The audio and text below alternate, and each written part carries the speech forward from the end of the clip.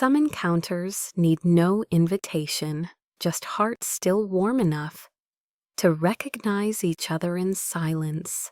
And some benches, though made of wood and time, carry the weight of entire life stories whispered, memories folded into the grain. This is a story of a quiet man and a stranger woman. They didn't plan to meet, they simply arrived at the same place, at the same time, and there, beneath the clock tower's quiet shadow, something gentle began to grow, a friendship, healing, unexpected, and real. Welcome to the Bench Under the Clocktower. Walter had a routine. Every afternoon, precisely at 3:15, he would shuffle out of his apartment on Maple Street, wearing the same gray cap and wool cardigan he had worn for years. His gait was slow but steady, his eyes mostly downward, except for the occasional glance at the sky to check for rain, or perhaps out of habit from his younger, more hopeful days. He walked 2 blocks past the bakery, nodded at the florist without a word, and entered the park near the old clock tower. There, beneath its long shadow, stood a wooden bench curved slightly from years of use, nestled between 2 small maple trees. It was his bench, not officially, of course, but no one else seemed to want it. Or maybe they knew better than to intrude. Walter would sit and listen to the sound of the clock tower's gears turning, faint but present, like the breathing of a place that had outlived its time. He watched birds come and go, leaves dance in the breeze, children play in the distance. He brought no book, no paper, no phone, just himself and silence. For the past 3 years, this had been his sanctuary. After Margaret passed and the house grew too quiet, the bench became his place of stillness. Some days he spoke to her aloud, softly, like she was beside him. Most days, he said nothing. Then, one Tuesday in early October, the routine changed. When he arrived at the bench, someone was already sitting there. She was small, dressed in a long olive coat, and wore a purple scarf tied like a ribbon around her neck. Her hair was silver, pulled into a loose bun, and she had a worn leather bag on her lap. Her hands were folded. Attempt to still. She didn't look up when he approached. Walter hesitated. He had never needed to share the bench.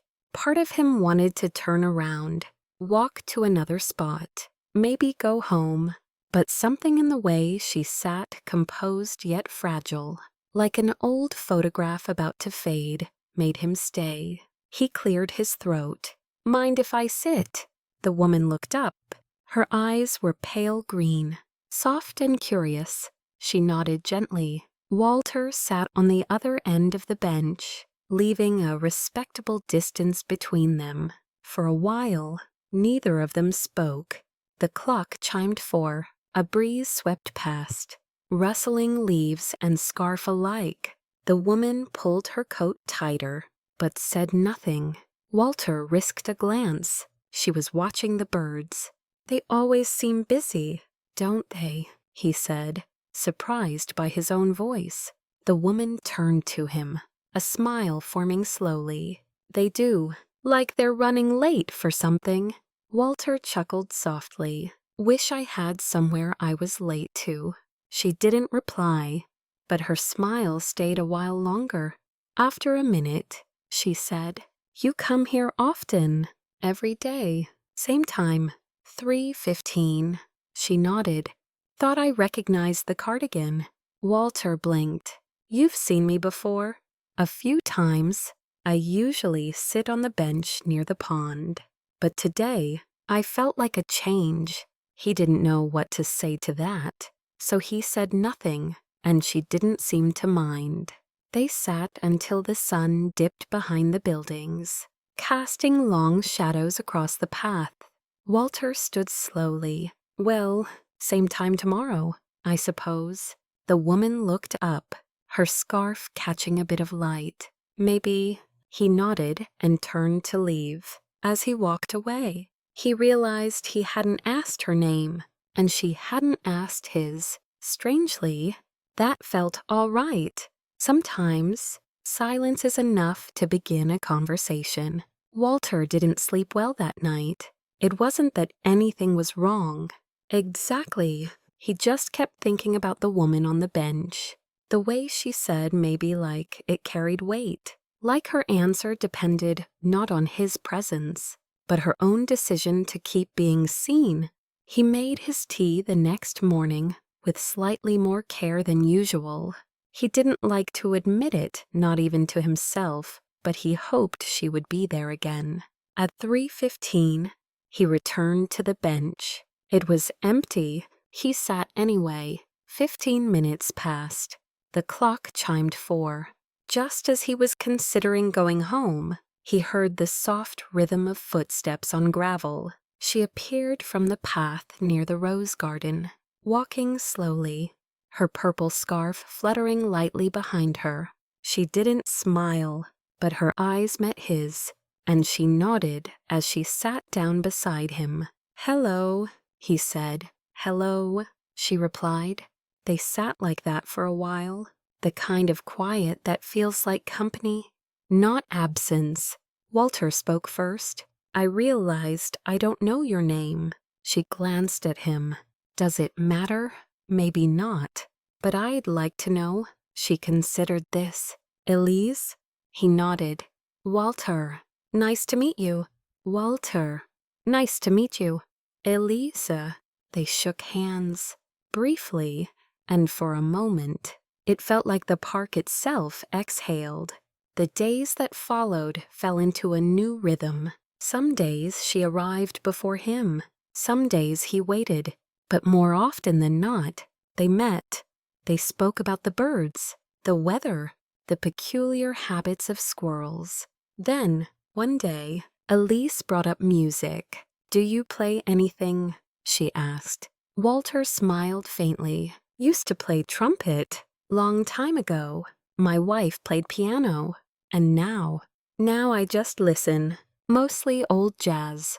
Elise brightened. "I love Ella Fitzgerald. I love how she makes sadness sound." "Sweet." Elise nodded, like she knew it wouldn't last. That day, they hummed a tune together quietly, but in harmony. By the end of October, the trees were bare, but the bench was never lonely. Sometimes they brought thermoses. Hers had chamomile, his Earl Grey. Once, Elise brought cookies. Walter pretended not to like them, then asked for another. They still didn't speak of families, pasts, or why they kept coming. Some names live in silence for a reason, but in the presence of each other, they were no longer ghosts in their own lives. And that, for now, was enough. November arrived with brittle winds and skies the color of old tin. The park grew quieter, the grass turning dull and crisp beneath fading leaves. Walter brought a thicker scarf. Elise, a new hat with a feather pinned neatly to one side. Their routine continued, unspoken but understood, and with each meeting, their silences grew more comfortable, their conversations a little longer. One Tuesday, Elise arrived with a sketchbook. "You draw?" Walter asked as she opened it across her knees. "I try," she replied, showing him a soft pencil rendering of the clock tower. "This place has good bones." Walter leaned closer, nodding. "You captured the lean of it, like it's tired but standing anyway." She smiled. "Like someone I know." He didn't respond, but the tip of his ear turned a faint shade of pink. Later, they watched a young couple argue on the path, nothing violent, just sharp words and long pauses. Walter tilted his head. "Used to fight like that," he murmured. "Before we learned silence could be kinder." With Margaret, Elise asked. Walter blinked. How did you say her name sometimes? When you think I'm not listening. He looked down at his hands, folded in his lap. I'm sorry. Don't be, she said softly. Names deserve to be spoken. He glanced at her. Do you say his name? She hesitated. Sometimes. To the cat. Walter smiled. That counts. She closed the sketchbook. His name was Alan. He used to whistle Sinatra while cooking. Terrible cook. Wonderful whistler. Walter chuckled. Margaret couldn't boil water, but she made a roast that could bring a man to tears. They sat a while in warm memory. Then Elise said, I never thought I'd have a friend again. Not like this. Walter turned to her. Me neither. And just like that, the words they never planned to say became part of the air between them. A week later, Elise didn't come. Walter waited. Through the entire hour, then the next day, then 3. The bench felt heavier without her. The trees, more bare. He walked the path she usually took, sat by the pond, even passed by the rose garden. Nothing. On the 4th day, she returned, slower than before, paler. Walter didn't ask. He simply said, I missed our birds. She nodded, then whispered, Me too. And they sat together, closer this time, not because it was cold, but because sometimes the best comfort is simply not being alone. December arrived with quiet snowfall, laying a soft white layer over rooftops and the park. The clock tower continued, its steady ticking calm. Indifferent while Walter grew increasingly attentive to Elise's steps. She moved more slowly now, occasionally stopping mid-path to catch her breath before reaching the bench. Walter never asked questions. His silent presence was his way of caring. One afternoon, Elise handed him an envelope. In case I miss another day, she said, offering a faint smile. Walter didn't open it right away. He slipped it into his coat pocket, where it rested close to his heart. That evening, under the glow of his reading lamp, he opened it. Inside was a simple note. Walter, if I stop coming, please know it's not because I didn't want to. Our conversations have been the most unexpected and cherished gift of my later years. Thank you for seeing me. Elise.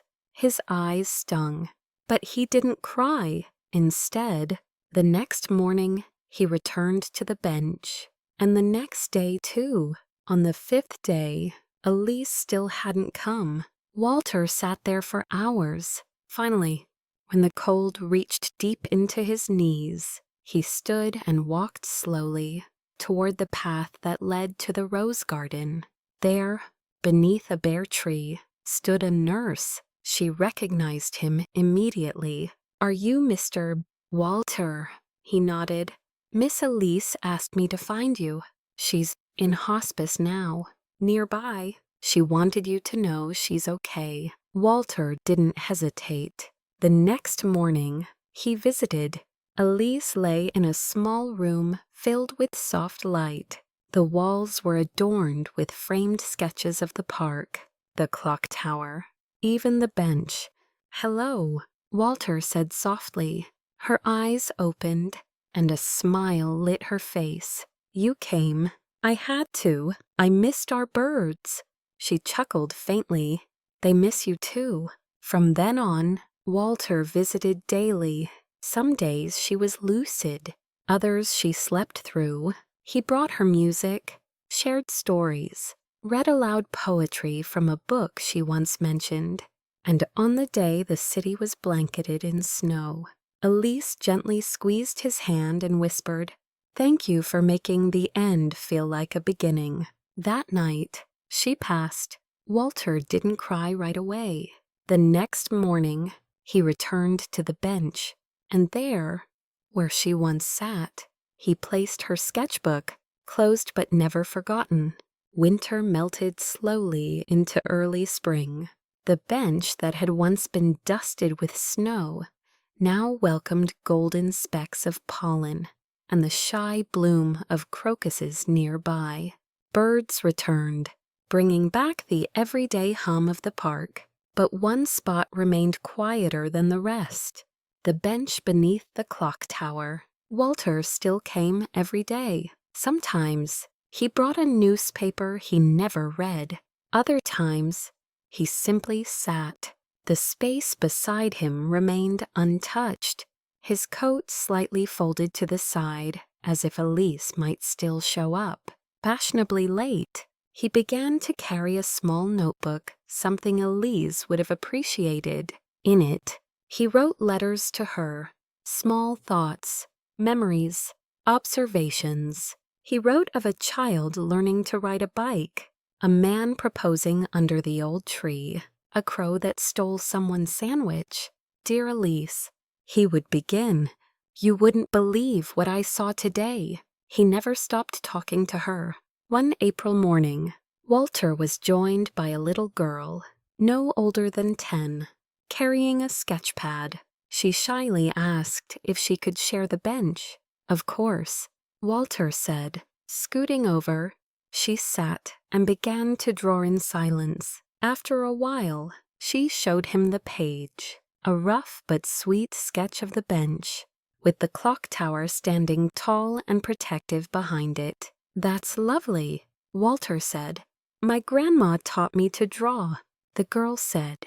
Before she got sick, Walter nodded slowly. Mine taught me how to stay. They sat in peaceful quiet until the girl's mother called from a distance. As she ran off, she waved. Bye, mister. Walter waved back, then looked down at the notebook on his lap. He smiled. Later that week, he brought a small brass plaque to the bench. With quiet care, he fastened it into the wood. It read, "To those who sit and those who are remembered, the bench remembers." 2 years passed. People came and went. Lovers met here. Friends forgave. Children grew. The bench, ever silent, held their stories in its grain. And sometimes, if you passed by around 3:15, you might spot an old man in a gray cap, whispering into the breeze, "I missed our birds. Elise,